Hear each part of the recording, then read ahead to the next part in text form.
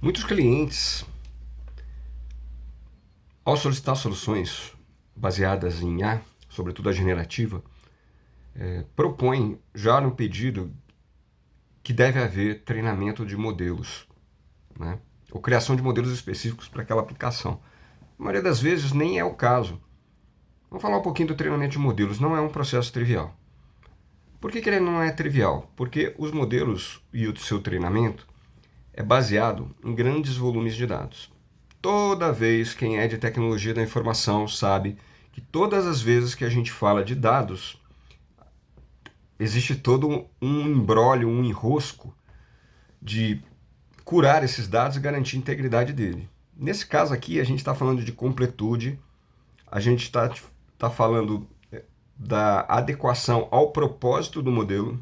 Então, se eu vou criar um modelo com um propósito de suporte ao diagnóstico médico, além de o modelo ter que ser adequado a esse propósito, os dados que vão ser usados no treinamento têm que ser adequados a esse propósito. Tem que ser dados confiáveis, de, por exemplo, publicações renomadas. A fonte dos dados, do ponto de vista do significado deles, precisa ser uma fonte adequada. Além disso, os dados têm que estar curados, têm que estar completos e, óbvio, mais um tema, a privacidade de dados vai ter que ser cuidado. Dentro do processo, o modelo ele vai ser submetido a grande volume desses dados de alta qualidade. Os parâmetros vão ser ajustados, parâmetros do modelo, por exemplo, numa rede neural, qual é o número de camadas que essa rede neural vai trabalhar? Existem outros parâmetros que eu não vou entrar em detalhes aqui. Depois, validações são feitas para garantir que não houve o overfitting, por exemplo, que dados ruidosos não foram usados. Normalmente, quando pequenos volumes de dados são usados, o ruído ele se evidencia mais. Então, não pode haver o overfitting, ou seja, não pode ter dados irrelevantes sendo considerados em demasia dentro de um treinamento de um modelo. Depois, dentro dessas fases, a gente vai ter mecanismos de validação. Por exemplo, validação cruzada. Datasets diferentes vão ser usados para serem comparadas as respostas, né?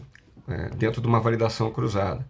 Dados reais precisam ser usados de forma massiva também.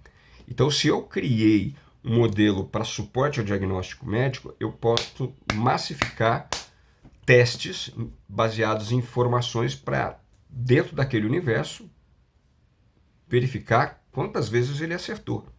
Senão ele tem que ser treinado de novo. Outra coisa importante, né?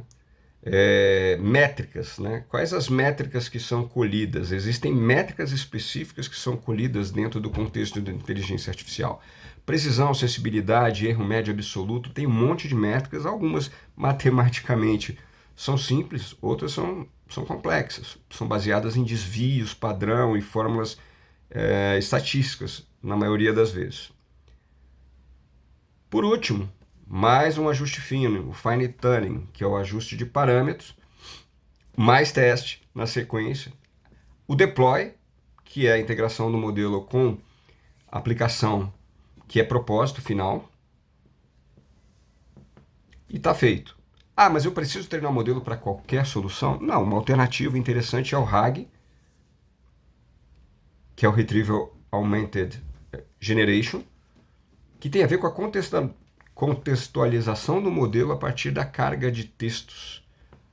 E tem muito a ver com NLP. É um processo muito mais leve e muito menos custoso do que o treinamento de um modelo. E muitas vezes se adequa a uma série de aplicações dentro de uma empresa.